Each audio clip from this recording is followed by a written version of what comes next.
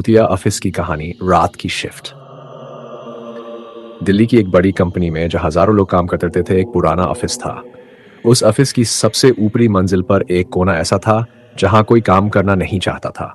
कहा जाता था कि वहां अजीब अजीब आवाजें आती हैं और कई लोगों ने वहां परछाइयों को चलते हुए देखा है। लेकिन हर कोई इसे अफवाह समझकर अनदेखा कर देता था।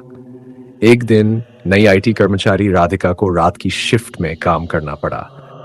कंपनी के सर्वर में अचानक समस्या आ गई थी और उसे जल्दी ठीक करना था। उसे वही कोना अलॉट किया गया जिसे भूतिया कोना कहा जाता था। रात के मल्ल बज रहे थे। ऑफिस लगभग खाली था। राधिका अपने लैपटॉप में सिर झुकाए कोडिंग में व्यस्त थी। तभी उसे लगा कि उसके पीछे कोई खड़ा है। उसने मुड़कर देखा, लेकिन वहां कोई नहीं था। उसने इसे नजरअंदाज किया और वापस काम में लग गई। कुछ देर बाद उसकी पानी की बोतल अपने आप गिर गई। अब राधिका थोड़ा घबरा गई थी।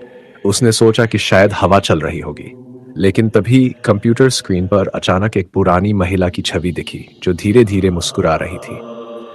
राधिका का दिल तेजी से धड़कने लगा। उसने लैपटॉप बंद करने की कोशिश की, लेकिन स्क्रीन अपने आप चालू हो गई। महिला की आवाज गूंजी, तुम यहाँ क्यों आई हो? राधिका डर के मारे उठ खड़ी हुई और दरवाजे की तरफ भागने लगी, लेकिन दरवाजा बंद हो गया।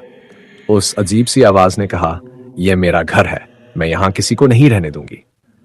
राधिका को अचानक महसूस हुआ कि उसकी कुर्सी अपने आप घूमने लगी है।